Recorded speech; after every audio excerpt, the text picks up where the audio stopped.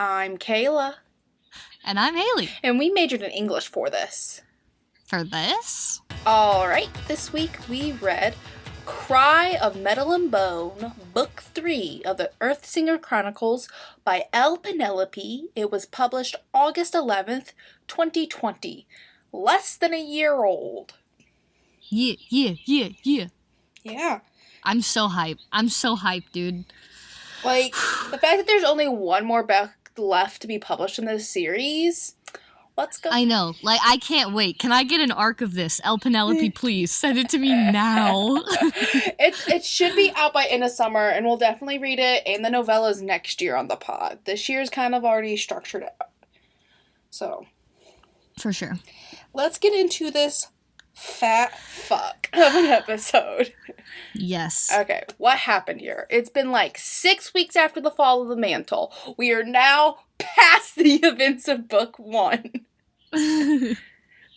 Oh, before we start, I have to say, I read Ella and Ben's whole storyline. Like, I just skipped through the book and just read her chapters, her parts. Okay.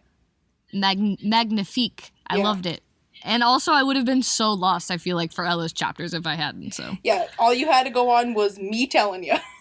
I know, and when I was reading it, it was as if it were the first time hearing anything about these things. Okay, so Ula is given some blessings at the temple. Jasminda's with her, and suddenly Ula feels, oh wait, hold on. I got ahead of myself, Haley. Uh-oh. I need to open my soda. Oh. Nice. Crisp. Okay. So, Ula's giving blessings at the southern temple in Rosira. Jasminda's with her, and suddenly, Ula feels something off with her song. It makes the guards take Jasminda out of the temple, and then a bomb goes off? I know, dude, I'm an idiot because I was like, oh my god, the Queen Who Sleeps is dead now. Like, I didn't even... I also so thought dumb. that for, like, the 2 pages we're led to believe that. Right. And then I realized, oh wait, she's incredibly powerful. Okay. So, new character alert. We get Ty Summerhawk. He's got blue hair and is covered in face tattoos. Ugh, you love to see it. My kind of guy. He's a smuggler pirate whose mother is the King of Round, an island pirate nation. Love that, dude. He's in Portside with his first mate, Mick. They just got out of jail after some shit that happened. He just got out of jail and he's on a mission. Yeah, he was in jail for 2 years ago. Because what happened 2 years ago? I'll tell you. His fingers moved to the pouch around his neck, the kind all Ruanians wore. It carried his birthstone, given to him on the day he'd come into this world and to be sent back into the sea after his death. It also carried another stone, one that was blood red in color and had powerful magic locked inside. Its origin and purpose were unknown to him, but the journey he'd taken to retrieve it had been harrowing. His sister had risked her life fishing it out of the ocean, and Ty had watched a Lagramari man and his 2 sons give their lives to protect it, all on the orders of this goddess awoken. This man and his 2 twin sons. What a man. He's all over the place. Everybody knows him. What a man. Okay. So, Ty and Mick feel the explosion as well, and they're just like, what was that? Okay.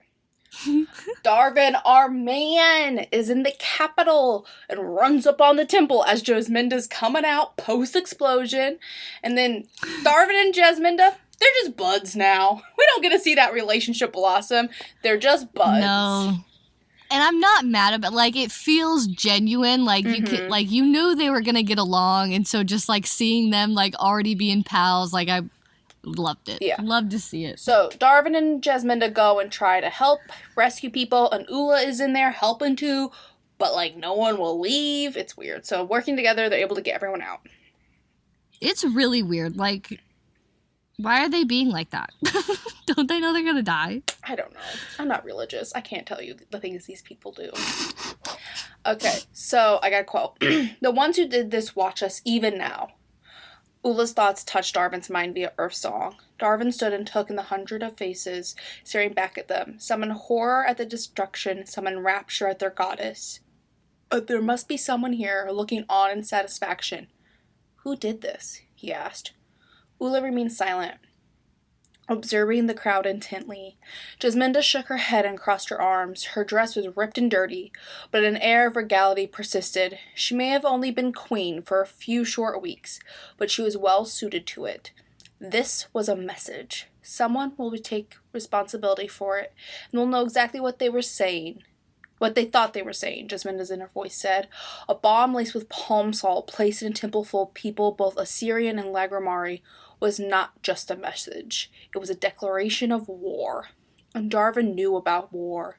He'd been fighting his whole life, and it cost him everything, his family, his childhood, the woman he loved. Peace was a fragile creature. Its tiny heart had barely begun to beat in the weeks since the mantle fell.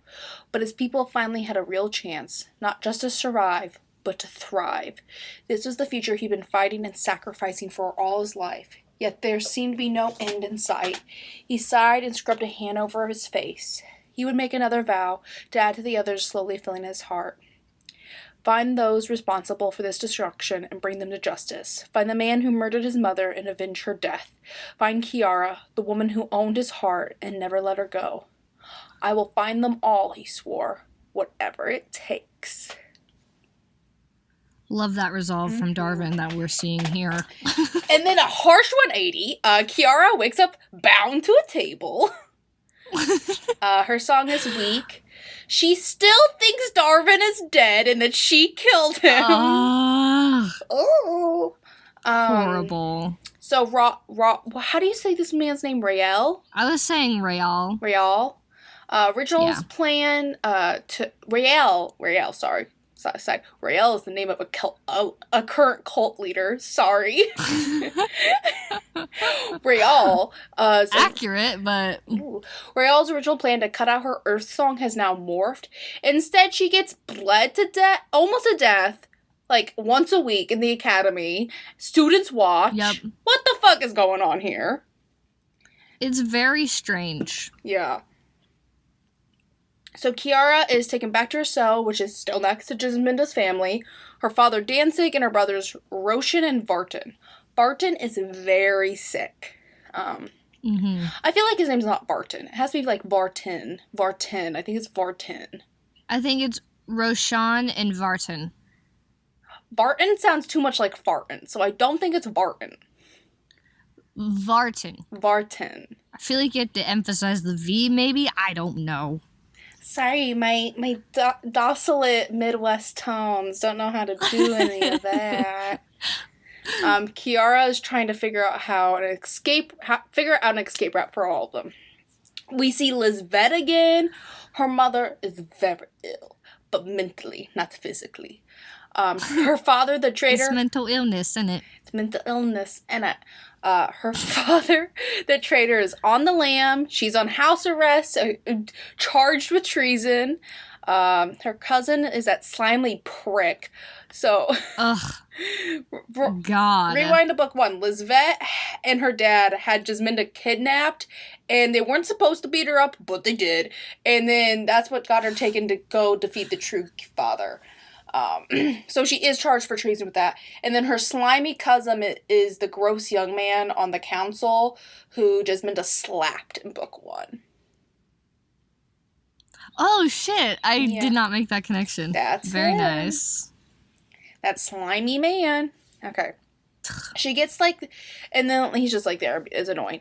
And then she has a noise, and there's this little mechanical bird on her balcony. That's from her father, and it talks her voice. And he's definitely involved in the group who did the bombing. I don't know why she's shocked. I mean, I get it. It's her dad, but come on. He's a bad person. You know this. We're still exposition phase. Okay, so Ella Farmafield is helping with the refugees, but is also trying to take down the high priestess. You know Ella's the whole thing. Ella somehow ends up in a tent of children up for adoption, and guess who is there? Ulani and Tana! And Ella. Love that. She wants them. But where is Zelly? Oh. I was like, where's my girl Zelly? So we find out. Yeah, we find out. Don't you worry. We find out. Jasminda and Jack are doing power royal couple shit. The terrorist group are calling themselves Hand of the Reaper and claim to have been created by the only Prince Regent to be beheaded. It's gross. Ben arrives on the scene. They discuss if Jack's brother had been killed by the Hand of the Reaper. They know about the possible High Priestess involvement. Yeah, I could have sworn at the end, like Ben's last chapter, a little POV, that he was not going to say anything to Jack, but I'm glad that he did, because clearly it's a problem. Darvin meets up with the Keepers. There's like this secret Lagrimar meeting.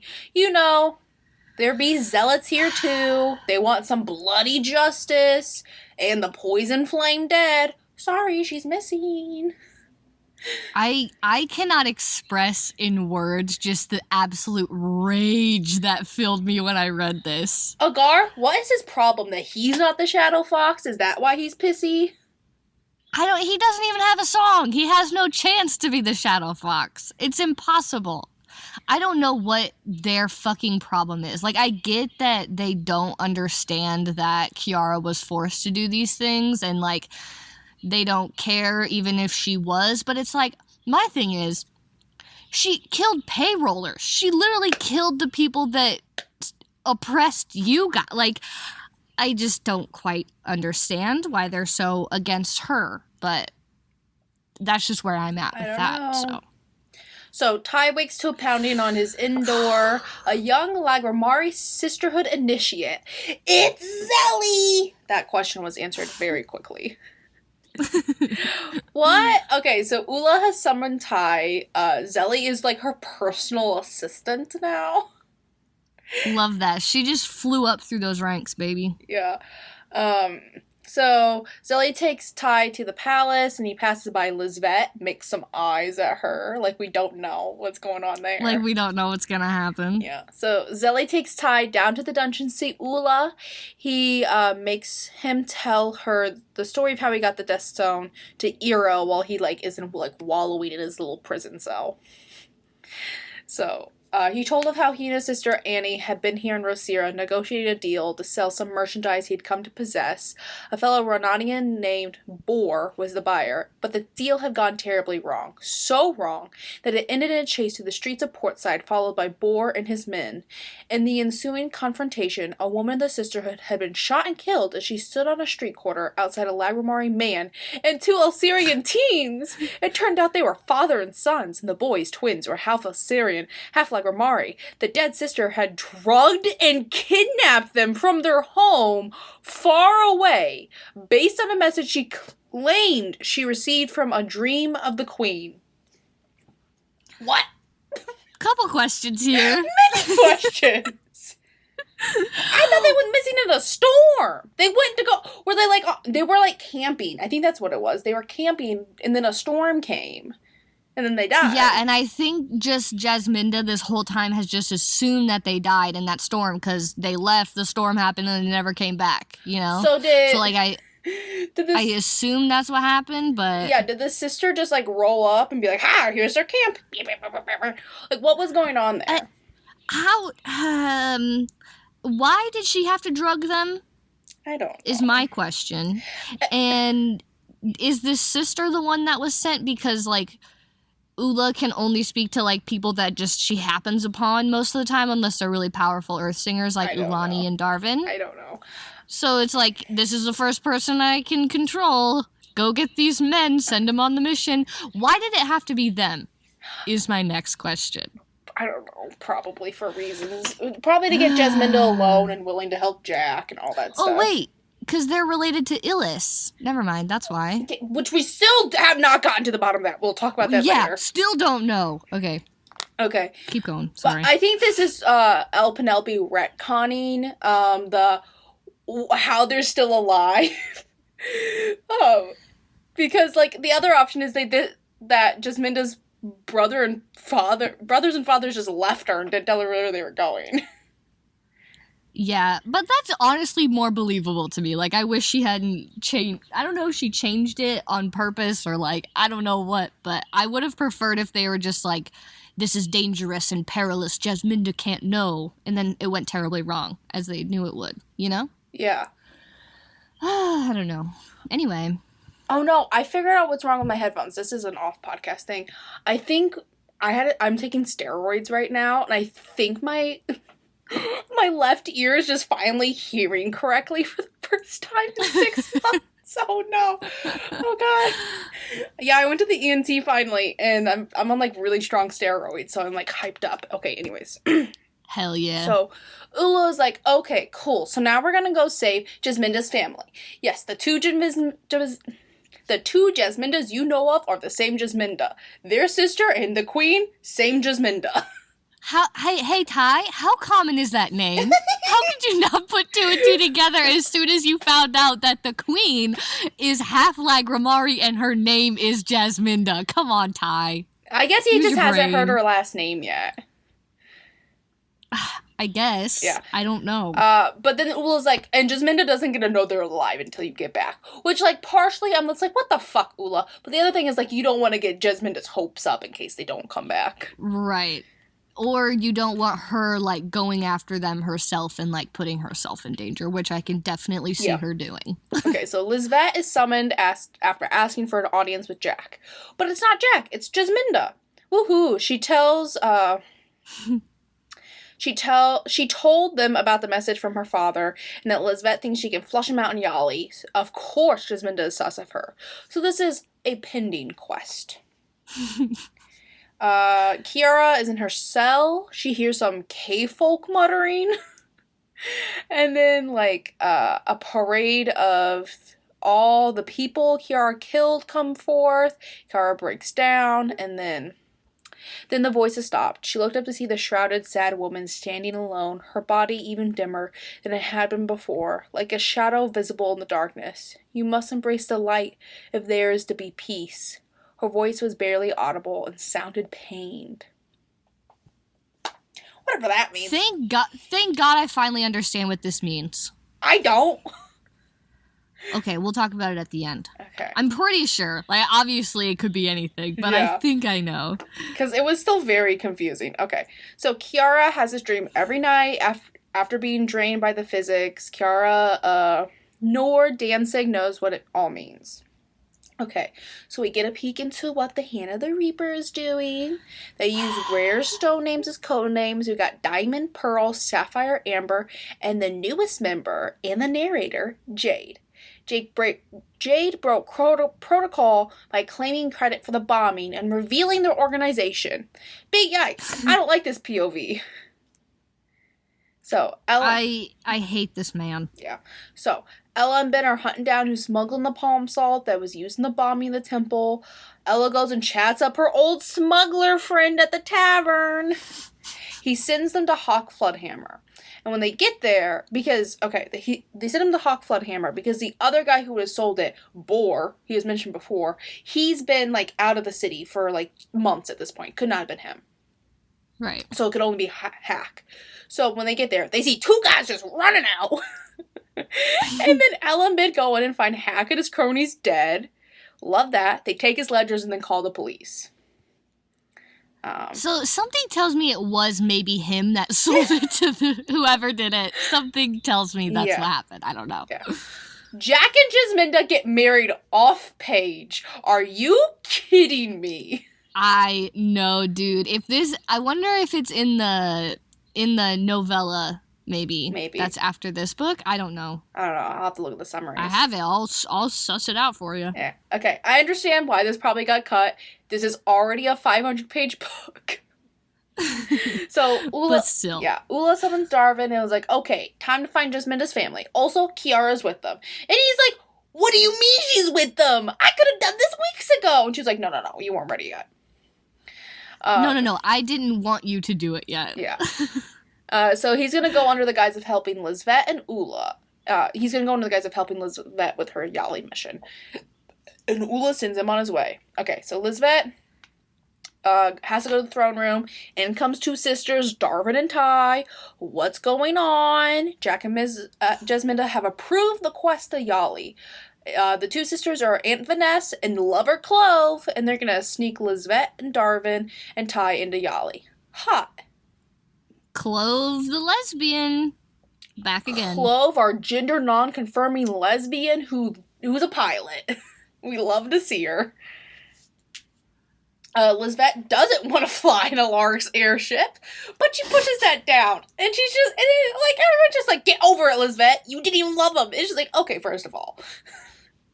Okay, first of all, we were friends at least. And we did. And he died. And they did fuck a couple times, as the book tells us. And in fact, we slept together, so I have some connection to the poor man. Yeah, okay. And then Ty hits on Lisbeth. My guy, get it together.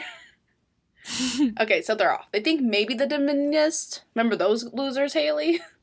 I remember now. Yeah. If I hadn't read that, I would have not had any idea what was going on this entire book. Yeah, imagine if you had read the book when it had been self-published and then didn't reread it before you read the other two. You'd be so lost. I know. You'd have had to really use some context clues there. Yeah. So, they think maybe the Dominionists are involved with the Hand of the Reaper, and they're putting together plans. Ty and Lisbeth are bickering, and Darwin snaps at them about it. Then they arrive in Yali.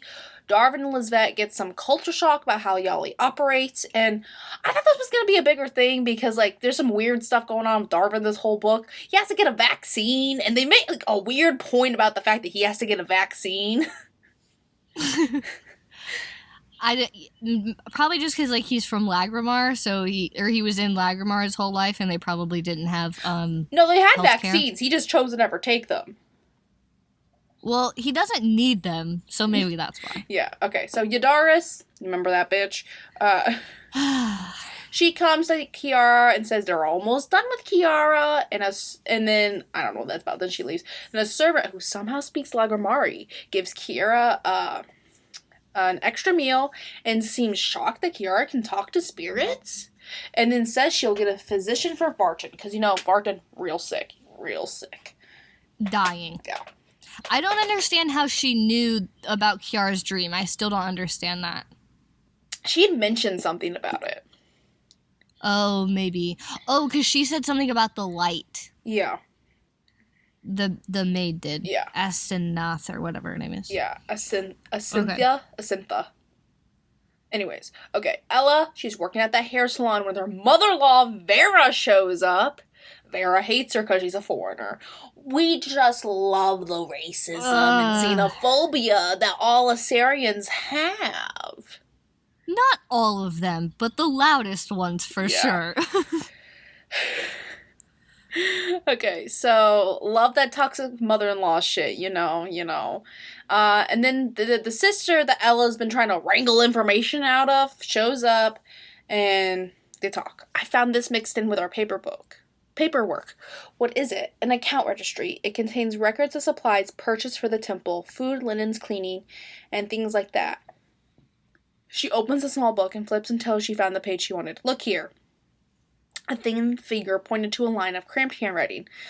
Item, P salt. Vendor, BW. Quantity, 25 kilos? Kilos, not kilos. Kilos. Ella looked up, shocked. This is dated 3 weeks ago. It's in the High Priestess's handwriting. What's going on? But we know that Boar's not in the city. So what is this piece of paper? Right, and we also... And Ella, at least, is immediately like, that's too easy. No one doing illegal dealings is gonna write pea salt down. Yeah, she was like, I'll still turn this over to the police, though. Yeah. So, Lisbeth goes to see her uncle Roderick, the ambassador of Yali, who is good friends with her father. But he can't help her. And was very mean to her. And she's like, this was useless. But when she comes out, Ty can see she's visibly upset. And he's just like, okay, I'm gonna go beat this old man up. And so he goes in. And Roderick, being super sus when they get there. Like, he's about to make a run for it. I'll be just a moment, Ty answered in a proper sounding voice. I'm having a conversation with Master Verdeel here.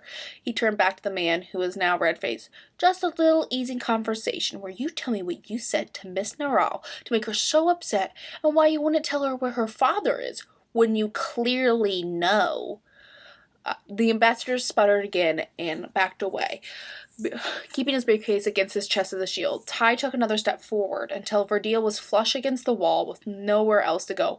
Where is he? I love Ty. So maybe we could unpack a little bit Lisvette's abusive childhood. I don't think I really want to. Not unpack it, but just mention, like, Yeah. she's been emotionally abused her entire life. Yeah. So, that's kind of, like, why she is the way she is, and, like, that's why I don't really blame her for the events that transpired in the first book. Yeah. That's just my opinion. Like, she's a 20-year-old girl who's always been a disappointment to her parents. The girl's got problems. Yeah, and she clearly would do anything to... Yeah. Get their approval. Anyway, so Lisvette's dad, he's in Melbian, the city they're currently in, and he's been blackmailing Roderick. Lisvette's gonna have him arrested. Roderick, because Roderick was doing illegal stuff, and they're just like, arrest this man! And then they take a shit and go. Ella and Ben really want to adopt Tana and Ulani, but Sister Giselle, remember Sister Giselle, is like, maybe not because you're a foreigner. Bitch! Excuse me? No. Shut up. So the girls love Ben and Ella. Very excited to have a father who's nice to them. Oh. After their little meeting, the girls walk Ben and Ella out. Then a protester, because of course there's protesters at the camp, gets run over. And then Ulani runs out and heals the woman. And everyone's like, that was very brave, but very dangerous, because Elsyrians hate magic. I got this very sad quote. Ulani, sweetheart, it was kind of you to want to heal people when they're hurt, but everyone doesn't want it. Some people would rather be injured than accept your help. Ulani frowned. No help? Her bewildered voice trembled. Not everyone. They're afraid. Afraid me? Her eyes widened so much it was almost comical. If Ella wasn't tempted to cry, she may have laughed. I'm so sorry. It doesn't make any sense. Tana crossed her arms, looking angrily in the direction of the parking lot. The storm on her face matched the one in Ella's heart. This was just the beginning of what Ella feared could become another war. There may not be a battlefield or tanks or weapons, but there were two sides in conflict and only one could win. I'm not crying. You're crying at Ulani saying, afraid me? Take me out!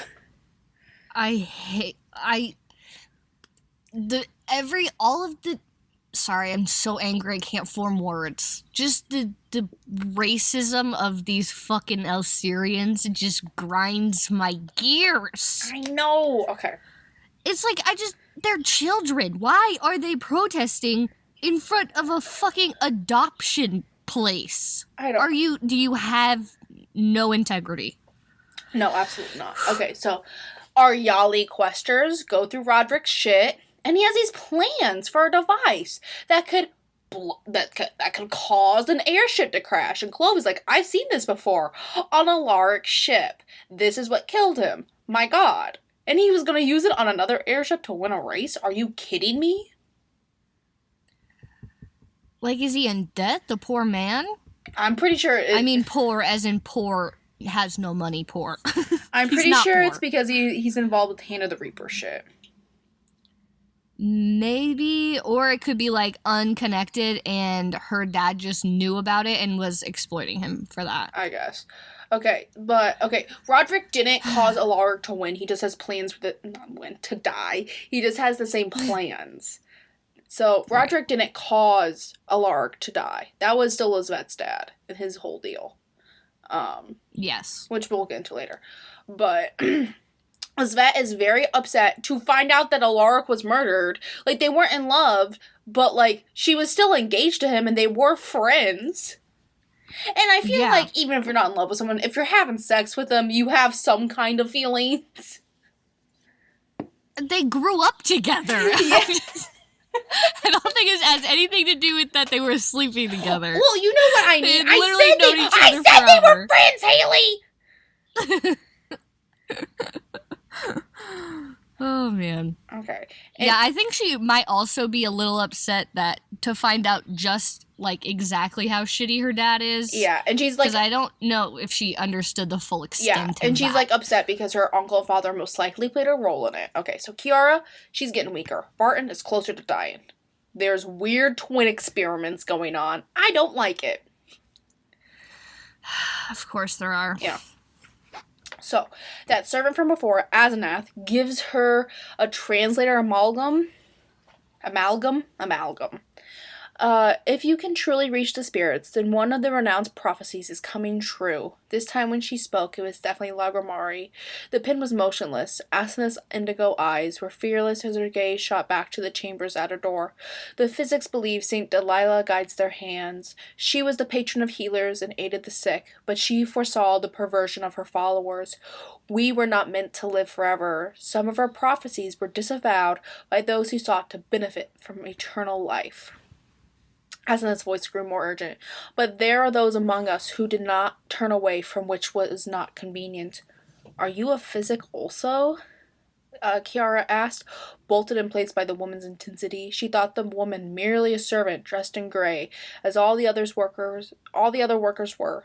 Asenath nodded. What is the prophecy? Rashan asked.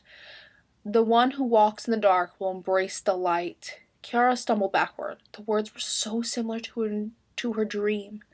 Embrace the light? What does that mean? Our scholars believe the dark is the world after, and the light is the living world. You walked among the spirits, have you not? We love some chosen one shit. I guess maybe Kiara just has to stop being, like, a little suicidal all the time. Maybe that's what her goal is. I don't know. Maybe, I don't... Because later on they keep hounding how she needs to learn how to control her power, and so, like, I know that has something to do with it, but I don't know if the dark is the world after and the light is the living world. That's a hint for my hypothesis later on. Okay, so Kiara dreams of the sad woman again. With the pin, she can understand the lady in her dreams. I don't know how that all works. The sad woman is Muriah. I thought the woman's name was Mariah. It's Muriah? I think you still say it Mariah. Because I listened to the audiobook, and they were saying Mariah, not Muriah. Yeah. Yeah, I think it's just spelled like that. Yeah. Okay. But Kiara's like, Mariah? Where have I heard that name before? Oh, well. I was like, I stopped reading for a second. I'm like, Kiara, like, I know you're under a lot of stress right now, but come on, that was incredibly important knowledge that you learned in the fucking mountain. You would have remembered that. So, the Yali Questers minus Lisvet are at a bar. Some Dominions show up. These Dominions are using the amalgams. But the bar patrons are just like, we're gonna sing our saint songs and you're gonna leave. Yeah, and our crew is like, why are they using amalgams? They're supposed to denounce magic and religion. Okay, so Lisvette's alone in their hotel room, and then her dad shows up? What's that about? He is like, we are the true rulers of Assyria, because my great-grandpa was a previous regent's firstborn out of wedlock, and yeah, I arranged for Olarg to die. What of it? And then he puts like an amalgamation on her that will make it impossible to speak of this encounter for a whole week. And I was like, you're gonna get clove to lose that race because I need the money. God, he sucks so hard. He's the absolute worst human being. The worst. Okay.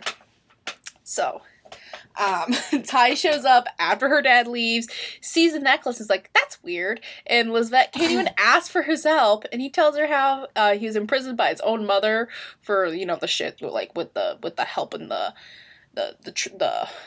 what's her name? Ula. Helping Ula out. He got put in jail for that. Not because he was helping her out, but just because his mom was just like, you did things you were not supposed to. Okay, anyways. Yeah, it was something about Can't wait to honor or meet that something. lovely lady. Can't wait to meet her. I can't either. Okay, so Ella I noticed. feel like her and Lizvet are gonna get along. Oh, yeah, definitely. Definitely. Ella notices there's now a concentrated push against unification and follows a paperboy who's handing out pamphlets to the union that Ben's family is a part of, and sees like this whole crew working together, and then she's dragged in front of Zan Badell. Remember that loser? The leader of the Dominionists? The father of the baby? I do remember. I don't know, maybe our listeners don't remember. Okay, so he's there. He's running this little crew. He basically says the high priestess is gonna get arrested soon, and that Ella should mind her own business. And Ella's just like, well, now you involved me. I think something I could not really wrap my mind around this whole book was that the Elsirans were calling for the Lagrimari to have their own place to be. Yeah. Excuse me? The Earthsingers that first came here are the reason that this land is like this. We are why you have your nice things. And then you're gonna tell us to go back to our desolate country that we were kicked out of? Yeah. I can't. The audacity. None of us ever said they were smart. Ugh. Okay, so they go, so our Yali crew, they go watch Clove compete in the qualifiers for the air race, and a boy gives Lizvet some stuff to sabotage Clove, and so she has a choice to make. Either she sabotages Clove and gets on her father's good side, or she doesn't. So, Ty and Darvin are tailing the Dominionists who got kicked out of the bar, and, like, goes down, like, this secret tunnel in a park, and then there's, like, this whole Dominionist little meeting, but then they get caught by someone who has those fancy spectacles that can see through Ursong, and then has a weapon that, that doesn't work on Ty, and then they, like, put this net in Darvin, it sucks his song out, and then so Ty has to drag Darvin out of there. The weapon that he uses is a cudgel. Isn't that how you say that? No. That emits an extremely high frequency. Yeah. Why did it have to be a blunt force weapon? I don't understand. I think Why couldn't it have been anything else? I think it's because it's common in Yali for people to carry little bats like that. So if they just made it look like that, it didn't look suspicious. Gotcha. Yeah. It literally shatters Darvin's bones. Yeah. It's rough. And Ty's like, what's going on? It's bad. Okay. So, Kiara is dragged out to be blood again, this time with her little translator. She finally knows what the fuck is happening. The students have been watching her torture with no empathy whatsoever for another human being, are going to graduate soon. And so, I got a big quote. This is the graduation ceremony. So, the first student stepped up to Ephraim. The young man was about Roshan and Vartan's age, with a similar coloring except for his yellow hair. Standing tall, he extended his palm. Without any preamble, Ephraim sliced into it. Kiara's eyes widened, but the student maintained his eager demeanor. He held his hand carefully so the blood dripped onto the silver plate. There must have been a drain in the center, for the blood disappeared. The piping below the plate shook slightly as another puff of steam rose from below. Dahlia's breath is life. Dahlia's breath is death. Dahlia's breath is matter. Dahlia's breath is spirit. Ephraim reached into the white basket that had appeared at his side and pulled out a circle of gold metal. He placed it on the student's bloody palm and folded the young man's fingers around it. Then Ephraim uttered the same string of foreign words that were said every time Kiara's blood was spilled in this room. A blood magic spell. The tubing coming on the floor, whined and churned and spat out a small, milky pink stone onto the silver platter. The student pressed his palm down on top of it and then lifted his hand. The stone was embedded in the gold coin. Realization dawned as the student stepped away and was replaced by another. Kiara had seen such a medallion many times, worn around Yadaris' neck. The rites were repeated dozens more times. Students would step to the front, be sliced, allow their blood to drip onto the silver, then receive a medallion, and and embed a tiny peak stone in it, delivered from below by the belching machine. And then, I didn't grab the quote for this, but a girl who kind of looks like Azneth comes forward and they make eye contact, and she gets a medallion. And Kiara just, like, has to puzzle this whole thing out. So, she dreams again. Mariah shows her Darvin. Kira still thinks he's dead, and is like, that's my dead love of my life. And then she tells him what's happening to her, but she can't hear him. And the dead don't come that night. So, Elizabeth decides to tell the others about the necklace, but she can't get the words out. But she's able to convey, there's something wrong with this Netflix. I want it off. And Ty somehow gets it off of her when none of them can. And they just takes it off gently. Then they take their police escorts to take away the necklace and the device against Clove. And Vanessa and Clove go get ice cream, and Ty goes to comfort Elizabeth. It does tell us why later on all these amalgamations don't work on Ty. But we'll get into that. And then when Ty goes to comfort Elizabeth, they kiss, but then Ty's like, oh, I gotta go. And just like whips out of there. Too many feelings in that one. Gotta go. Yeah. I'm not about that. Yeah. We get a peek on the hands of the Reaper, the Jade, Izan Bendel. We don't really need it spelled out for us. It basically tells us things are in upheaval there. So Darvin wakes up after the healing, remembers seeing Kiara, and knows he has to leave Melba. He walks out of his room and sees Ty and Lisbeth. He tells them they're going, and Lisbeth finds out about Jasminda's family. And so the trio is going to go to Daliania before Lisbeth's father finds out she didn't help sabotage Clove. So Vartan finally wakes up, he's eating, and then Azneth comes by and gives Kiara one of those medallions, but then collapses before she can tell Kiara what to do with it. A guard takes her away. So Kiara and Danzig try to figure out how to use the medallion, but they can't. Then Roshan decides to try it, as he doesn't have a song at all, and he's able to work it. Magic for the boy! So Lisbeth, Darvin, and Ty take a train to Daliania and try to figure out how to get through the city. And they're going to try to put some makeup on Ty, so he's not as noticeable. I love it. So Roshan poses as Vartan to get to the infirmary and then help finding them escape. So Kiara realizes, finally, who Mariah is, and tries to figure out her destiny or whatever. So Lisbeth and Co. go hunting for makeup, but the artist district, completely different. Completely empty. Because the government's going against the arts now? Yali just sucks. I hate it there. I feel like it could be good, but it sucks. I think it's because the physics have such a strong pull in this area that they're like, we need more people to do our bidding. Yeah. No more fun for you. Yeah. So they end up at a theater and steal some disguises. Ty flirts with this girl. Lisbeth hates it. They sneak onto the factory grounds and then just stumble upon Roshan. Just sitting by the lake, just making up his own little storm, because what the hell else is he gonna do? Yeah, so because the academy is on this lake, on this island in the middle of this lake that's not full of water. It's full of something else.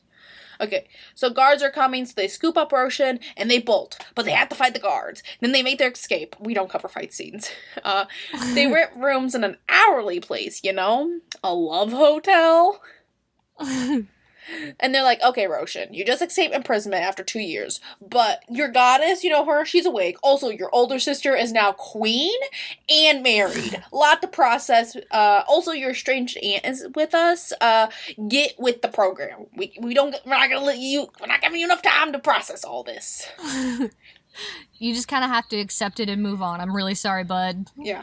So Lisbeth sees a newspaper and finds out that Clove lost the race, and she's kind of worried because she's like, did they do something to Clove? So she calls the hotel room, and guess who answers? Her fucking father. What? Why is he there? I know! And he's an ass. He's gonna try to kidnap Vanessa and ransom her from Jake and Jasminda? What the fuck? This man is off his damn rocker. Well, why didn't you tell me that the sister was with you was Jasminda's aunt? Obviously, we're going to ransom her. keep up. Like, no one would make that connection, my guy. Like, not everyone's evil. He's also, like, at the end of his rope. Okay. Very much so. So Lisbeth sees another chance to stop him and maybe stop the Hand of the Reaper. So she plays into it. Ty ain't happy about this. So Darvin and Roshan are, I'm going to say his name different every single time. Roshan. I think it's Roshan because I've spelt it wrong. I think it's Roshan. Yeah, Roshan are going to free the others. And Lisbeth and Ty are going to go back to Melbian to deal with her dad. Now, we finally get some sweet Jasminda POV. It's been hundreds of pages. Feels like hundreds of years. Yeah, so Jasminda is pissed because the council has publicly announced they want to divide the country and force the Lagramiri into, like, a different area, which isn't great. That's not what they were supposed to do.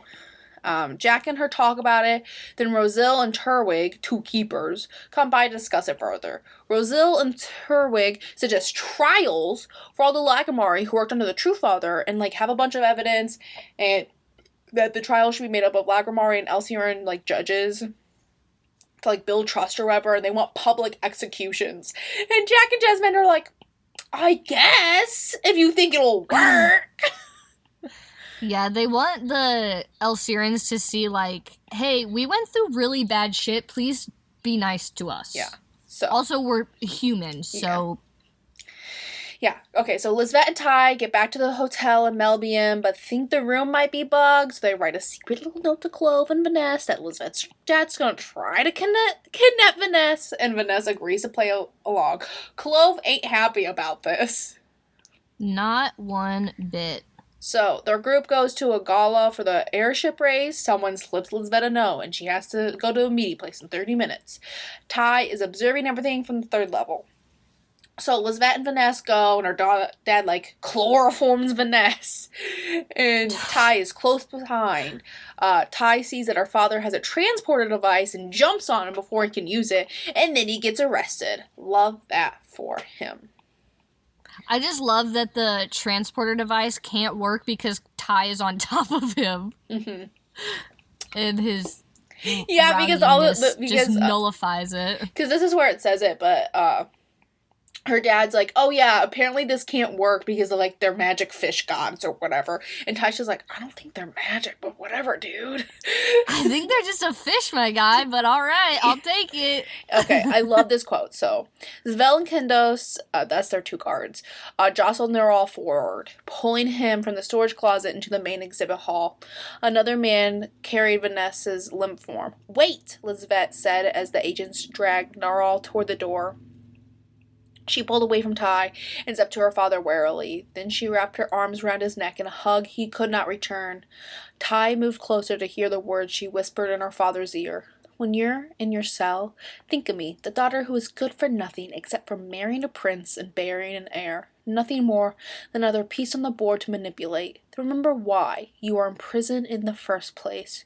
For the rest of your short life, I will love you as my father and hate you as the man who tried to destroy me and our country. Yeah. And the crowd goes wild. And then Ty just, like, says he's in love with Lisbeth. Boyo! What? It's a little soon, but, I mean, I'm not mad. I'm not mad. I do got the quote in the love section. Don't worry about it. Okay. Then they get everything settled up with the police and go back to the hotel. They're switching rooms because they no longer trust this room for obvious reasons. Then Elizabeth goes to Ty's room. They have some sex. It's great. You know, it was a little spicier than the ones before. Not as spicy, but it was kind of spicy. Like, the lead up was definitely spicier than we've had before. Yeah, I feel like it's because Lisbeth was like, I know what I'm doing and I know what I want, so... Yeah. I'm gonna give him a little blowy and then we're gonna have sex. God. Was that too much? Maybe. Okay.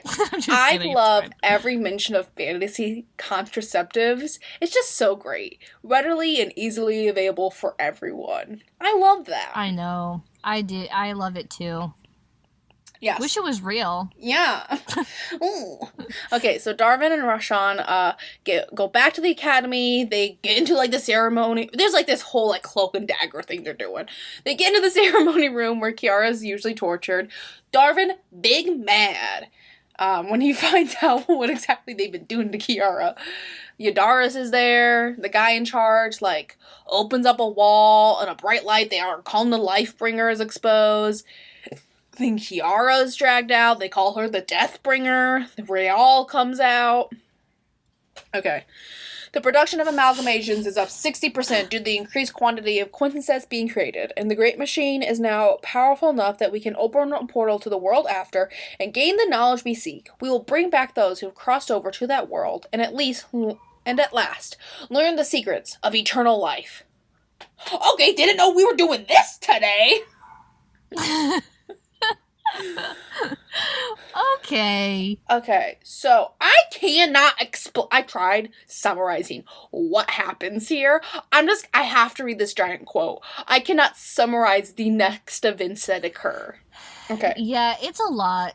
Okay, so Darvin's gaze shot to the glowing brightness caged behind Kiara.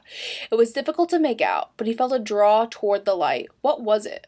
Did it just move? He blinked several times to try to clear his vision when the jangling of bells rang out overhead. The air below the ceiling rippled with a series of pulses and then began to shine. A brilliant golden mirror, like a pool of water reflecting the sky of dawn opened. Though he could not see clearly into it, he got the sense of a flurry of motion on the other side. The attention of the entire crowd was locked overhead.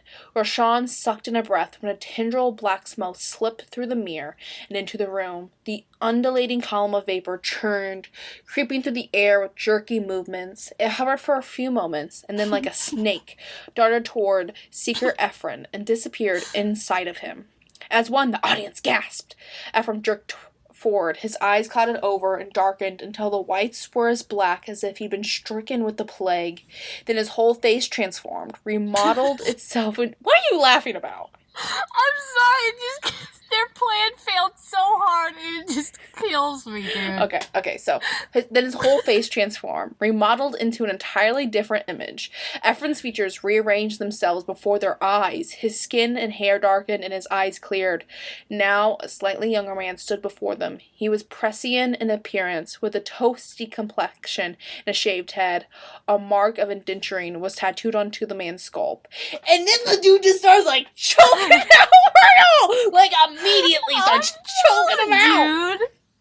Immediately their plan goes to shit! They're like, we've been waiting forever for this. It's gonna be awesome. Fuck what our goddess says. We're doing this shit. And then immediately backfires. So chaos breaks out. Oh my god, it's so good, dude. Chaos breaks out. People begin to get possessed left and right. And Darvin starts, and when someone's possessed, they just start choking people out. Okay, so Darvin starts heading towards Kiara. They free her, but Kiara's like, you're dead! And Darvin's like, I'm alive. I'm a real person. Look at me. Like, y'all don't have time for this debacle. Right here. Okay, so, like, they free the blinding light man. Who are you? Darvin asked. I am called Phoenix.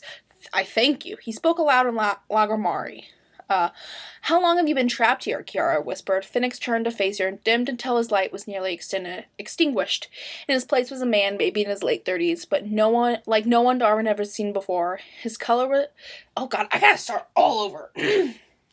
Okay. Who are you? Darvin asked. I'm called Phoenix. I thank you. He spoke aloud in Lagramari. How long have you been trapped here? Kiara whispered. Phoenix turned to face her, and dimmed until his light was nearly extinguished. In his place was a man, maybe in his late 30s, like no one Darvin had ever seen before. His skin was a color of burnished gold, and his eyes were fire.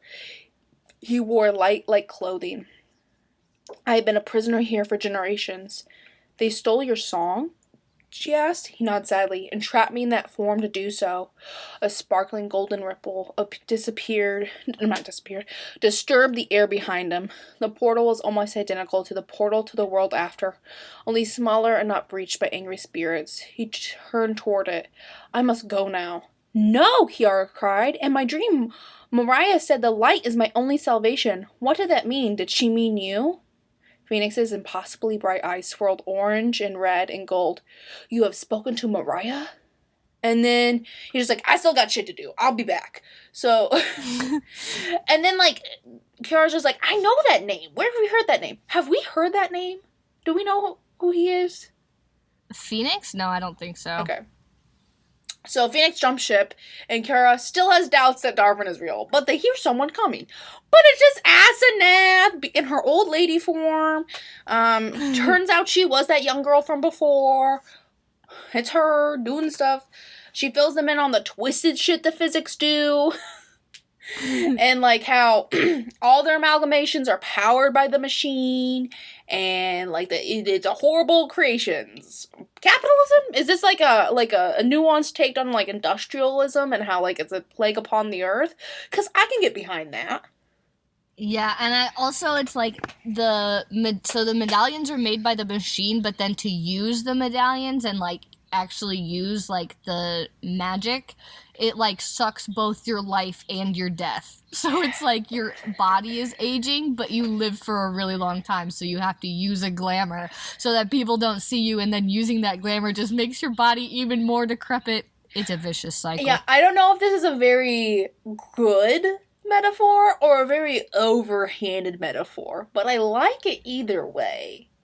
I'm a big fan. So, Darvin's just like, okay, so we gotta destroy the machine, obviously. What they use for their amalgams. And Asenath is like, you're right. I should have thought of that before. So she sends them to go find Danzig and Vartan to free them, while she goes and destroys the machine with her little old lady hands. So they knock out some guards. Darvin heals Vartan, but it weakens him a lot. And Kiara is sus about that. I am too. What the fuck is going on with Darvin? Then more guards come. I do not know. Actually, I think it might have something to do with Phoenix. I don't know. Light and the cage. I don't know. Was it the vaccine? Because that's what I thought. Oh. Are you anti-vax? Are you anti-vax? Are you? You're the one saying it's the vaccine. I have all my vaccines! Okay. This is a fully pro-vax podcast. This is a fully vaccinated podcast. Actually, I don't think Kaylee's fully vaccinated. Yeah, I am. Oh, you are? Love that Had for the you. worst night of my damn life. Thank you very much. Okay, so they knock out some guards. Darvin heals Vartan, but it weakens him. Yeah.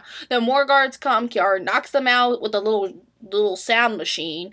And then they're trying to escape the academy. Then they run into fucking Yadaris. That bitch. They beat her up. They take her medallion, then make her take the blood spell off of Kiara. It really felt like in Howl's Moving Castle when they take the beauty spell off of the Witch of the Waste, and she turns into like that old gloppy lady. You know what I'm talking about? I've never seen it. Okay, I will send you a picture of what I'm imagining. Because I feel like this is like exactly what it is. So Howl's Moving Castle. Witch of the Waste. Okay. What she looked like first. Very Yadaris. Oh, that's fan art. Hold on. She's, like, not hot, like, the first time you see her. But, like, what she turns into once she loses her magic completely. This is what I imagine Yadaris looking like. Okay, so. Like, her OG form when we first meet her. That's what I've just sent you. Oh, okay. And then this is what she turns into when she loses her beauty magic. That's what I imagined. That's what I imagined. I imagined the little shrivelly skeleton from SpongeBob. That's also very good. Okay, so so she takes the blood spell for Kiara. This was also very Melisandre from Game of Thrones. Very that. Yeah, for sure. And then she has the key for the amalgams on Danzig and Kiara too. So they get those taken off. Okay. Then they just It's crazy how without her magic she is very compliant. Yes. Yeah. She's like, I'll do whatever. I don't give a fuck anymore. Yeah, so then they knock her out and drag her back to Elsira. Then they get out of the academy. It's a whole thing. I don't really want to get into, like, how they get out of the academy. I don't think it's that important. Boats. And this is where I started realizing, like, why I love this book so much. And it's like, there is conflict, obviously, but things always go relatively well. Like, it's like they plan something and then they accomplish it. It's not like, oh, this random person is here to thwart their plans. It's like everything just, it's almost like it's more logical, like things just work out like how they should instead of this random person just being able to be there and ruin everything. Are you I think that's why I like it so talking much. about Lee Bardugo and the Six of Crows book and how their plans immediately fell apart at like 5 seconds after they made them every single time? Not directly that, but like You mean that is a good example. Okay, yeah. Okay, yeah. Okay. So, woohoo! They're out of the academy and they're on their back to Ella Sierra. Okay, so Ella was able to adopt Ulani and Tana, and they're gonna move out of their tiny apartment into one of the townhomes Nellie owns. I cry. Vera shows up, and while flummoxed by these granddaughters she now has, she's also kind of a chill grandma, too. Like, she kind of just, like, gets over it. Yeah, like very quickly, which was nice to see. Yeah. I did like but that. Ella is like, if this bitch says one word. And then Ben gets home. It turns out the High Priestess has been arrested. And Ben's cracked Hack's ledger. And it says he's the one who actually sold the palm salt to Cull the Herd, aka the Hand of the Reaper. And Selene won't talk to anyone. But Ella thinks maybe Selene, aka the High Priestess, will talk to her. Of course, Ben, assistant to the king, is able to get her in to talk to her. And by golly, Selene does. But it's mostly a bunch of zealot bigot nonsense. Alaric was killed for wanting to open the country up, and Selene was complicit in the bombing, but not the one who orchestrated it. But she's like half like being like, I am a Hand of the Reaper, but I won't say that. I know, she was doing a really bad job of like covering up for her fucking secret hate organization. Yeah. She was like kind of really giving it away there. Yeah, and then like we get fully confirmed that Zan Bedell is part of the Hand of the Reaper. And she's like, no fucking help. Okay. So Ty and Lisbeth are back in Rosira. They have a meeting with Jack and Jasminda. Her house arrest has ended, but she's not out of the water yet. Her slimy cousin escorts her back to her apartments, and he's already talking about arranging her marriage to blow over the scandal of the treason. And Elizabeth is just like, oh no, oh boy, I'm in love with Ty. Uh-oh, spaghetti-o.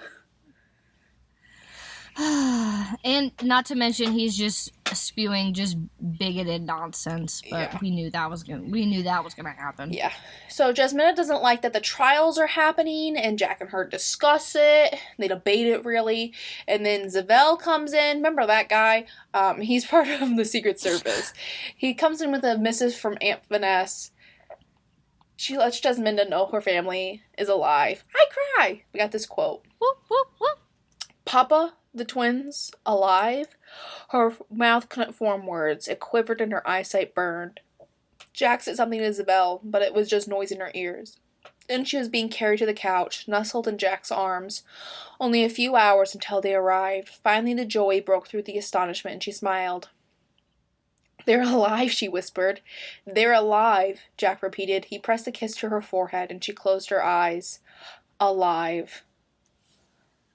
Whoop, whoop, What whoop. glory. So, I think we're gonna get like a lot more Jasminda and Jack POV in the last book. maybe. I feel like that's kind of why it wasn't so much them in this book, because they're gonna be like probably our main's next book. That's just my theory. I can look up what the summary says. No, please don't. Some of us like surprises. El Penelope. Search. Requiem of Silence. Oh, God, clicked on the wrong thing. Okay, there we go.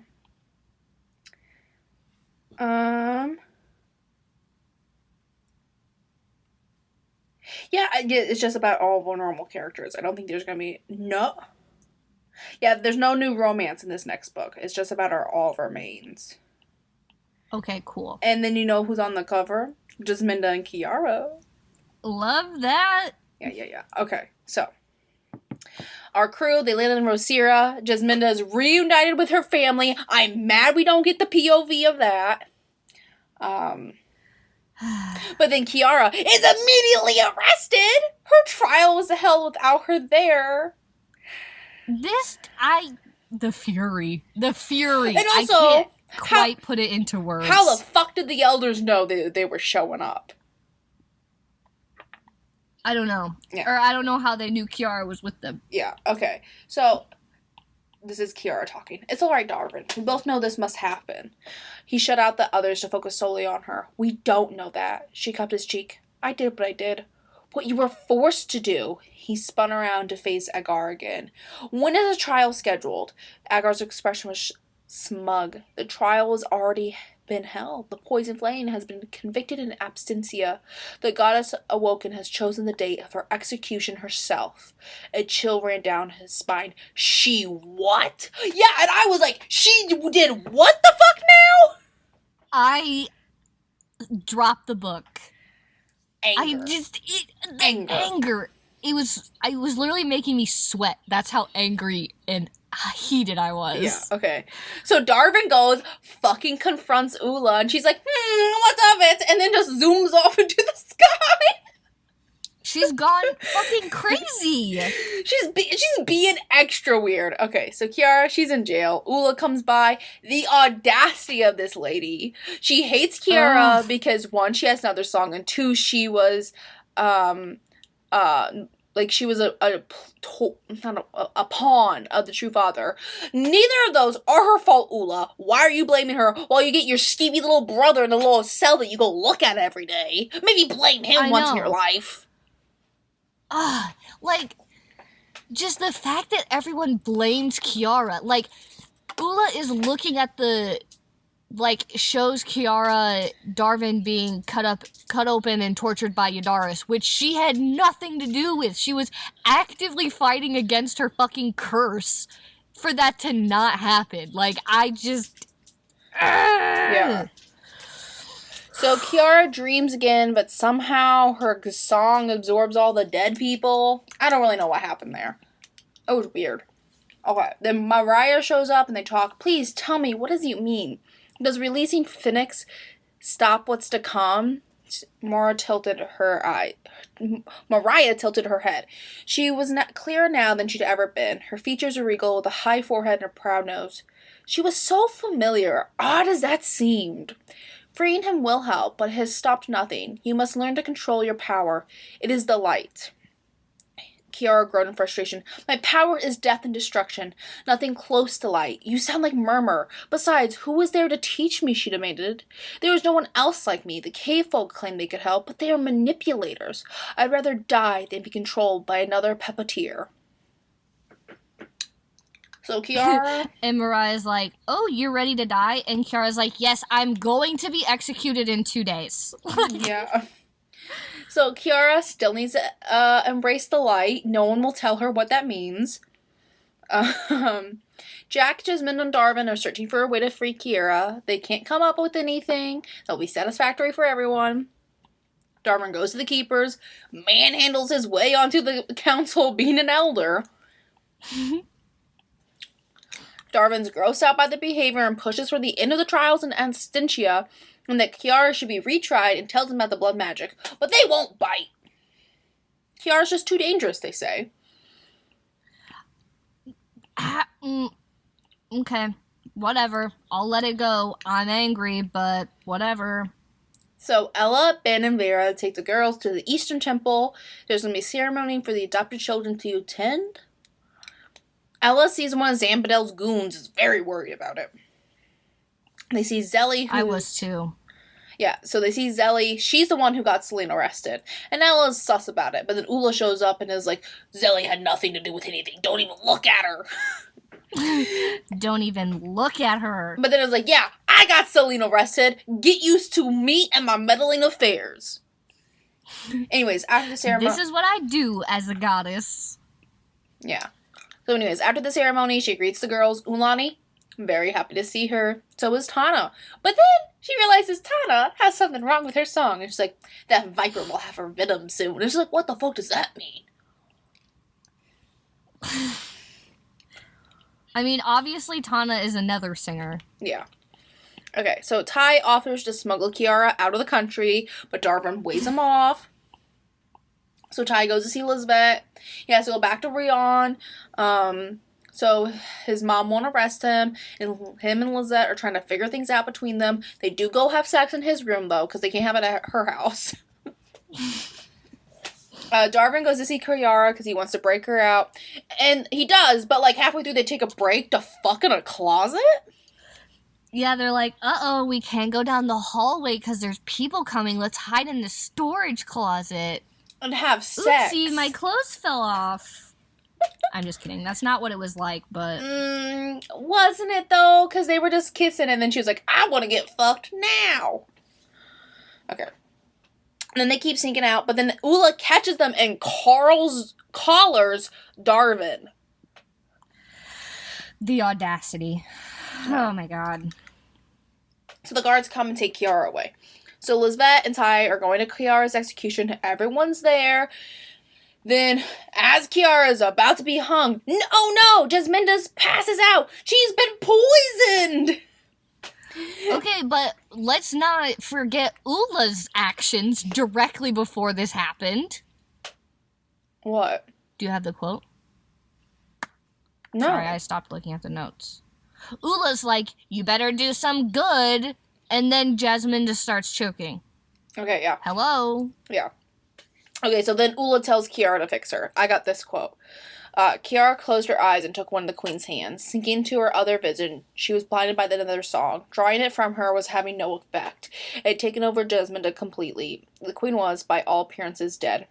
Still, Kiara tried hard, pulling at it all, breathing it in the air, but there was no void rushing in as there had been when she done this, when Darvin had been poisoned, just more nether. This poison must have some sort of magical properties to it. Amalgam had to be at work here. It was the only way. Though it seemed futile, Kiara refused to give up. She gathered her strength and tugged with all her might on the energy. It filled her like a crushing wave pulling her under. Her other sight blacked out. She stood inside a doorway made of smoke and light. All around her was blackness, and cold rattled her bones. She recognized this place from her dreams. She's traveled to the world after, and Queen Jasminda stood before her. So then, like, She pulled so hard on that nether, she died. So her little dead parade shows up and says that her and Jasminda are going to save the world together. And that she must embrace the light. And then, like, a flame door opens up and the dead go in there. And then Kiara and Jasminda go back into the world of the living. And Kiara saves Jasminda. Very, that scene in, was it book 2 of Throne of Glass when they go through the portal? I don't remember. Okay. Yeah, they go through the portal, and they fight the Vogue, and, Aelin, like... was it a bunch of it's not your time Yeah. stuff? Yeah. All that, and, Aelin exposes her magic and all that, okay. Yeah. So, they stay Kiara's... This seems darker, though. Yeah. Like, visibly darker. Like, Yeah. it's dark. There's no light. Okay, so they're just like, okay, obviously Kiara's not as evil as y'all saying she is, so we're gonna stay her execution, and then re-go over everything. But Agar is like, we'll postpone the execution, and Jasminda's like, she just saved my life, we will stay the execution. And Agar is like, I don't think you... basically refutes it, and Jasminda raises her eyebrows and slowly turns her face to him, and I just love that visual. And she's like, bitch, which one of us is wearing the crown? And I just love it. I love Jasminda. Okay, yeah. Okay, so. Hand of the Reaper shit. Okay, only Jade, Pearl, and Diamond are left. Lisvette's dad was Amber. We knew that. And Celine was Sapphire. I did not guess that one. I was trying to figure it out, and I knew Celine was one of them, but it kept throwing me off because Zan kept using all male pronouns for everybody, even though he said he knew who everybody was. So that's why I was like, oh, if he knows who everybody is, and he would say she for Sapphire, and Yeah. I was just very confused. Okay, turns out Pearl is the director of the Secret Intelligence. Great. But Diamond, we don't know who that is. Zan has not unmasked that man. Jade, aka Zan, has his little goons coming and tie everyone up. And he's like, this is done with. I got other things to do. I'm over it. Yeah. Our whole crew are taken to the throne room in a formal event. They're all made members of the Order of the Grain Bearer. All get titles, baby. Hell yeah. And turns out Roshan was betrothed to Ty's sister Aunt Ani. I think it's Ani. Yeah. So Ty has sent a message off to Ani via dolphin messenger. Telling her that Roshan is still alive, and they all expect her to return to Rosira at the first moment she can. These teenagers. And marry that boy. Yep. So Ty has to leave her on now, like immediately. So he kisses Elizabeth and says, "Until we meet again."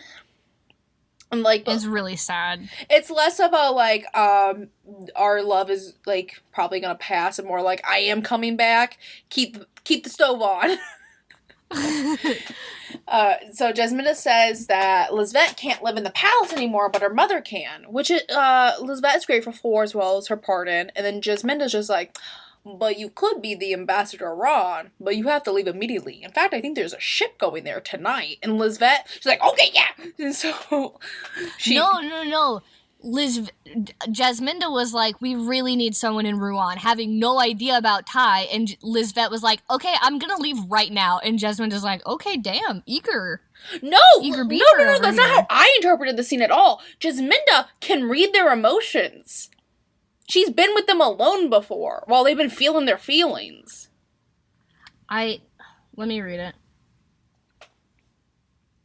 The scene is from Elizabeth's point of finding view, so I don't know what you think you're going to get from that scene. I don't know why you like to argue with me so much. Hold on. You got 30 I know seconds. exactly where it is. 1, 2. Boy, I always let you find stuff. Anyways, it's going to be, while Haley's finding that, it's going to be Love Boat time. Oh god, it's gonna be Love Boat time, everyone, because Lisbeth is just like, here's all my pretty clothes, although I might not be wearing clothes. And it's just like, Lisbeth, there's gonna be other people on the ship.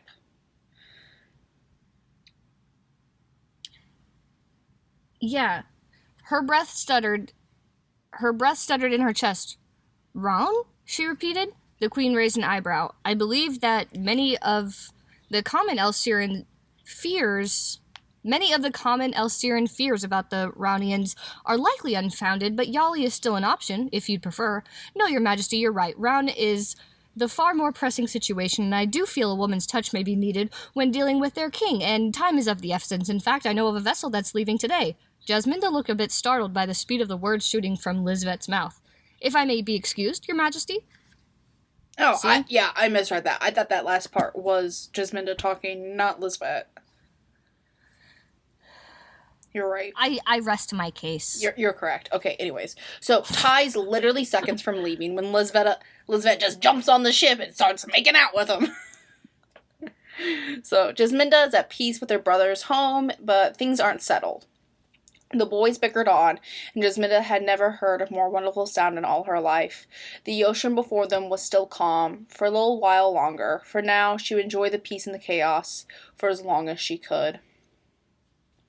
Okay, so, Ula epilogue time. Zelly takes her down to the dungeons, and she hears her name being chanted, and she finds that Iroh is gone, escaped. Okay, I have a quote. Again, I hear the murmur of my name.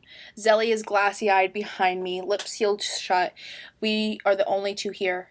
Tell no one. She nods absently. I may have softened her emotions a bit too much. I undo the magic, freeing her feelings once again. The cold of the stone walls seeps into my skin. I leave the bowels of the palace to seek out the last rays of sun. The storm is nearly upon us. I can only hope that I will not come to regret the things I have done. Only later will I learn the snaking column of whispering smoke that follows me. Only later I will discover what it portends. So yeah, because... We're not done. We're not done. Okay. Mariah is this ghost, and she takes over Yodaris' form. 1 for 1, it's cool. I feel like it's gonna have bad implications where they're like, where the fuck is your Doris? So unsteady legs. I like. Hmm? Sorry. No, you go ahead. I was just gonna say I like how when the spirits take over, they like change their bodies. Yeah, that's cool. Because like it would be worse if if Mariah was just walking around in this shriveled old woman's body. Yeah. Okay. Unsteady legs carried her out of the dungeon as she slowly became used to the feel of true flesh and skin again. Another song invigorated her all the way down to her bones. It was the light shining in the darkness, illuminating the way. The light Kiara needed to find and master. Embracing the light and all that went with it was the only way forward. First, she had to find the other nether singer. They had much to discuss now that Mariah could do so freely. Only afterward would she give in to the longing in her heart and finally meet the woman they called the goddess. A woman Mariah had never gotten the chance to call mother. What? Yeah, what the fuck? I still have many a question! So, was it Mariah the ghost in book 1 at the Mantle Stone? No. Do they No, have 2 daughters? I don't know. I still think Illis had a child after Ula died. And that's the line that Jasminda comes from. But now I think that Ula had a secret daughter, and it's Mariah. No, okay, I think this. This is what I think. I think Ula and Illis did have a child together, and that is Mariah. Because Mariah's father lived long enough to take her to the caves. And maybe Ula never mentioned her because she said those children should be killed as children. As soon as they're born. Oh. So, Ula thinks his child's dead. Maybe she thought that he killed her. Because Murmur raised Mariah, not her father. But then it begs the question. And then that Phoenix guy, sounds like him and Mariah were kind of maybe doing something. Just because their reactions to each other's names. Yes, perhaps involved. Perhaps involved, yes. But then who was the lady at the cornerstone of the mantle in book 1? I don't know if that question will be ever answered. It has to be answered. Can I DM El Penelope right this second? I got her DMs on speed dial. I'm not going to. Okay. Let's talk about love. Okay, so I have a Jack and Jasminda quote from the very few scenes we got of them, but I took a picture of the quote and I didn't type it, so I gotta get the quote ready. Okay. Okay. When Jasminda arrived, she nodded at the secretary seated in the outer chamber of Jack's office before heading in. King Jackros Alicine stood when she entered. He looked as dashing as ever, if quite rumpled, with his shirt tails having escaped his trousers and his hair sticking up in all directions. The tight knot inside her loosened at the sight of him, and her lungs were able to fill completely. That morning he raced to the temple once he discovered she was there, and attached himself to her side. The worshippers had long been cleared out, and the buildings sundered to rubble. Investigators from the intelligence service were poring over the ruins, collecting evidence. Jack had refused to let her go, giving orders and answering the questions, with Jasminda nestled firmly in the circle of his arms. He needed to reassure himself that she was all right, and she needed the comfort. I hope we see more of them. I would love to see more of them. Okay. Kiara and Darvin. I only got one big quote for them. This is when she sees him in her dreams. Darvin, she stared at his form, which appeared shaky and tremulous, as if not quite certain whether to come into focus or not. His eyes widened and jaw slackened. He looked around wildly, seeming unable to hear her. His mouth moved, but she couldn't hear him. "Are you real?" she whispered, holding out her hand, longing to touch him. "Have you finally come to judge me?" His eyes still searching, he turned toward her voice and reached for her. They stood separated by time or space or worlds. She couldn't be certain, but a flood of yearning threatened to drown her. She struggled to read his lips, but his form was too indistinct. "I'm so sorry for everything. The physics took me. They've been draining me, slowly stealing my song." He looked He looked like he was shouting now, a vein bulging at his temple. Her mouth quivered. I can't hear you. I'm not sure where I am. The world between, the world after. Maybe it's a place connected to the physics headquarters where they're keeping me prisoner. A ripple went through the form. He came into focus temporarily, his eyes hard and jaw clenched. He was angry. As angry as all the others who came for her to blame her. She pressed her fingers to his lips. I'm so sorry. His image began to fade. Darvin, she screamed, tears forming in her eyes. He disappeared completely. Love you, she said to the darkness. She held her hand out again toward the place where he'd been and looked around. Mariah was gone, too. She'd been dim, hard to see again, and Kiara wondered if the power the woman used to make herself seen and heard was weakening. Kiara simply stood there, grief beating at her, questions cluttering her mind. Darvin had looked so fierce. His spirit would never forgive her for taking his life. Turned away from the arches, she wondered if the others were on their way. The others she killed. She waited alone in the dark for a long time, but they never came.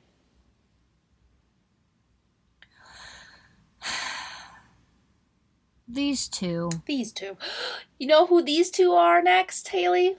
Ty and Lizbeth. I got a couple for these fellas. Okay. Let's hear it. Lizbeth made a sound that drew Ty's gaze to her lips, then to her eyes, which were heavy-lidded. She leaned forward a fraction, and he felt himself do the same. When his lips touched hers, it was as though no conscious thought of his own. He merely allowed his body to do what it did naturally, and it wanted to kiss her. He would have thought it impossible, but her lips were softer than her hands. They brushed against his, leaving him feeling like only the two parts of his body that were in contact with hers. The mouths were still closed, but blades of fire licked at him. This was the most chaste kiss he'd experienced since childhood, but somehow also the most erotic. Perhaps it was her scent, dewy like the morning rain, with the hints of ripe fruit and sunshine. He never smelled a woman so sweet, so enticing. He noticed the first time he'd seen her, when she passed him surrounded by a phalanx of guards. The aroma had remained in her wake. He stared after her, wondering what in this world and the next could smell that good. Now it surrounded him. He brought his free hand up to stroke her cheek and found it wet. He kissed the tears away, tasting sweetness and salt, wishing to imprint himself on her so that she could no longer remember what had made her so sad in the first place. Aww. Their first kiss. Okay.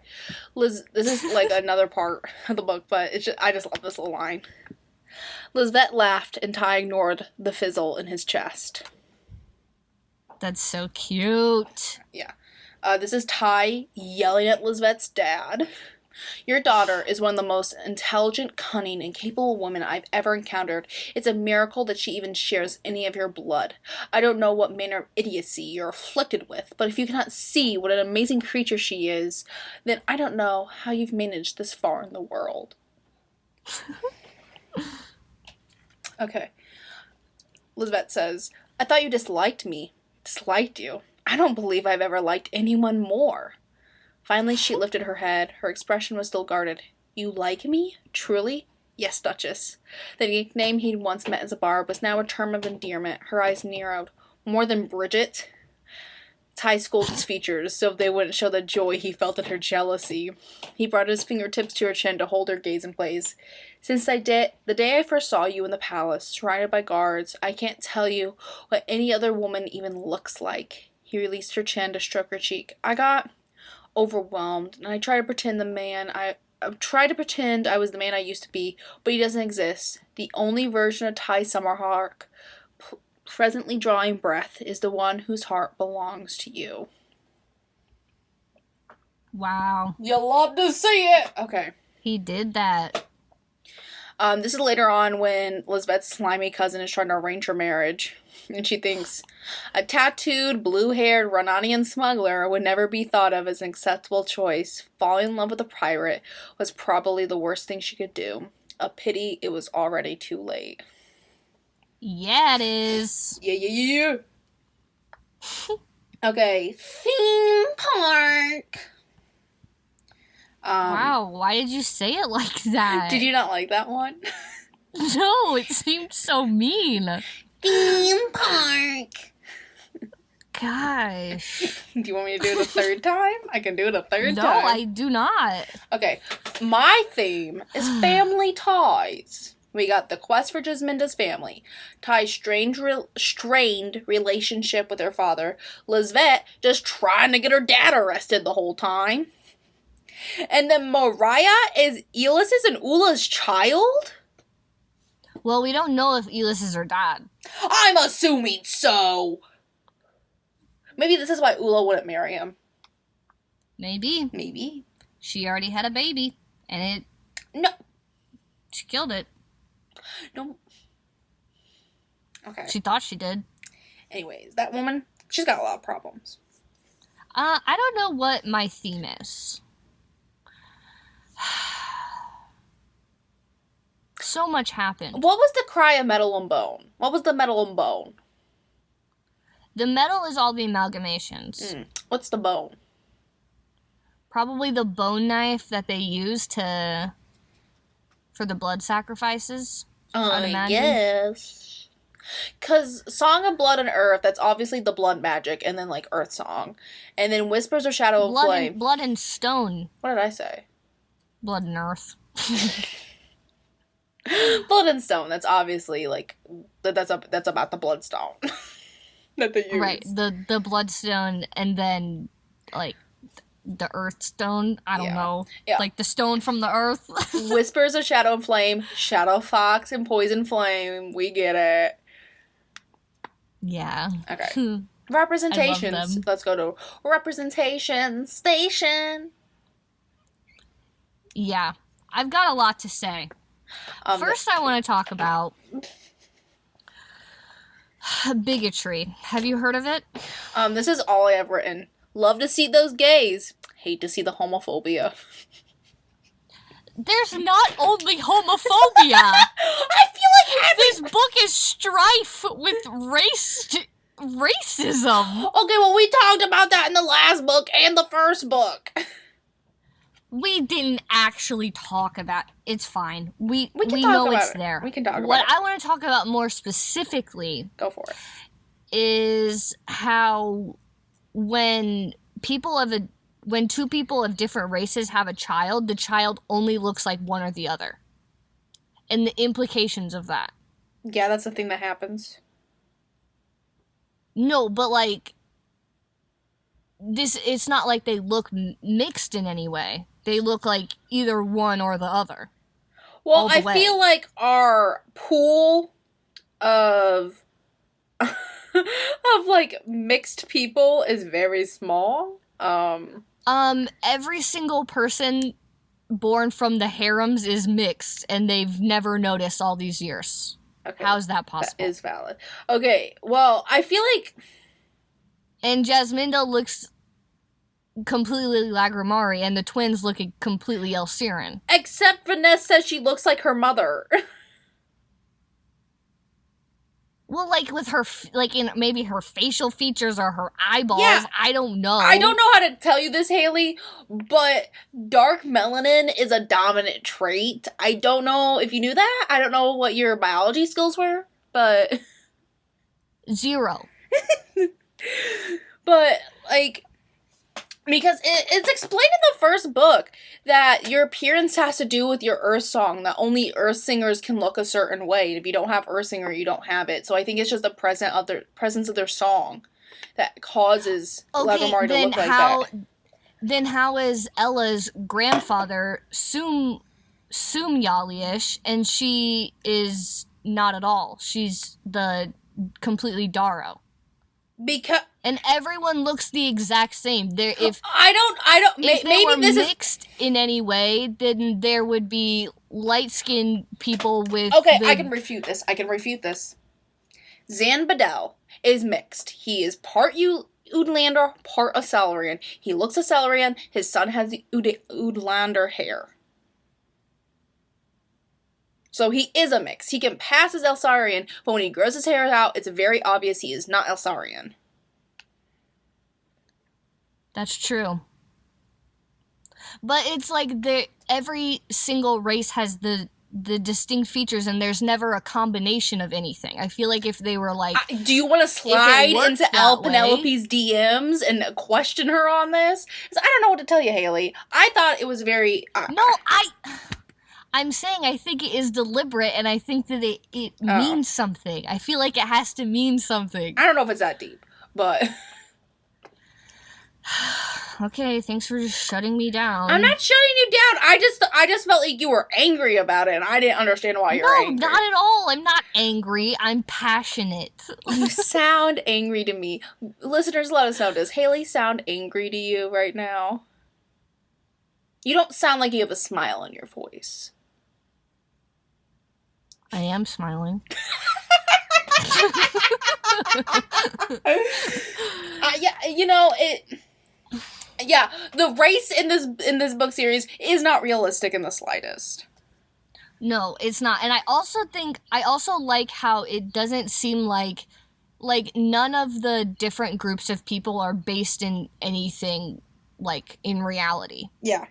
You know what I mean? So we can, like, and I like that because now we can, like, kind of extract it from our own experience and look at just, like, actually what people of different races, like, how they interact without, you know, our own personal experience, which I think is really interesting. Love to see that. Yeah. I don't have anything really to yell out about in this book.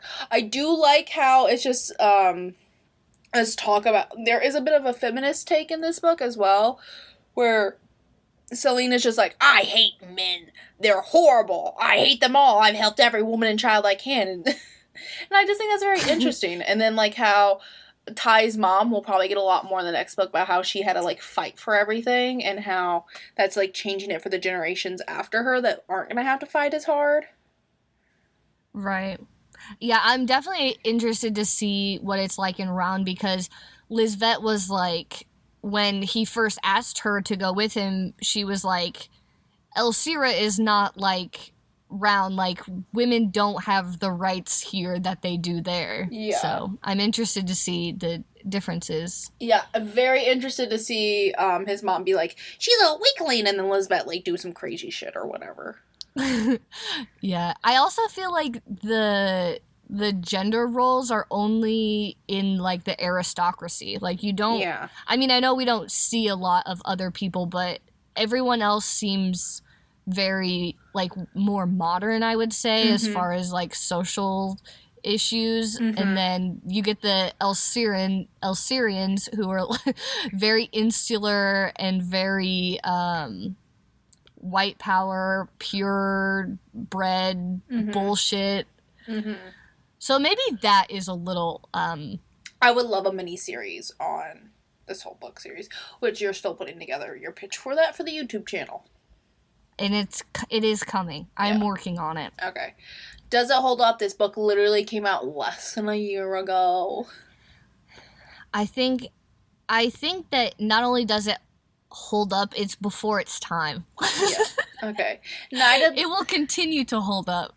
Okay. Night of the Living Author. This is the one thing I have just because I thought it was a very interesting world building thing. This is why amalgamations won't work on Ronians. I wonder why the magic won't work on the Ronians, though. Nergal sighed. The physic told Liddell some foolishness about magical fish canceling out the enchantment. Magical fish?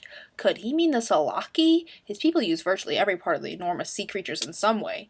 The deck of the Helikili was covered in Salaki skin as it absorbed the sun's energy to power the engine, and its bones were used for the frames of ships in general. Aside from the legends, they weren't known to have any magic. Boy, you just said you can use their scales. Skin to power your ship? You just said the scales are basically solar panels, and the bones are so strong they can be the frames of your ship, and you don't think there's like a magical quality to it? Like, do they eat them? Are they descended from them? I don't in a magical sense. I don't have an answer. I don't understand. You. Okay. What? I don't have an answer for you. That's what I said. I thought you said I don't have Ancestry.com. I literally thought that was what you said. I was like, I don't think it's gonna be on there anyway. I think that was a better joke. Okay. Rate that book. Hold on, should we talk? I want to say real quick my hypothesis. Okay, yeah. That I think that the light is the Nether Song. Because you know how when Kiara sees Nether Song, she says it's a light? And so I'm wondering if to embrace the light, she is gonna have to, like, kill everybody and, like, then the world starts anew. I don't think it's that. I think you're being a crazy person. I just feel like everyone's leading her astray. Like, every advice anyone gives any character in this book is shitty advice. Okay, first of all, I think you're wrong, because I'm literally gonna read you what Mariah, the another singer who actually knows what the fuck she's doing, says about her song. Where is it? Where is it? I'm finding it. It's like the last page, I think. Yeah. Okay. Yeah, I already read this. Unsteady legs carried her out of the dungeon as she slowly became used to the feel of true flesh and skin again. Nether's song invigorated her all the way down to her bones. It was the light shining in the darkness, illuminating the way. The light Kiara needed to find and master. Embracing the light and all that went with it was the only way forward. No, Kiara just needs to stop hating the fact that she's another singer. She needs to embrace her song. Yeah, and then kill everybody. No, that's not part of it! That's not part of it! Because she keeps it so Okay, hard okay. on it. So you want her... If she embraces it, lets it go, lets it flow out of her, kill everybody. If you want her to kill everybody, that's killing Darvin.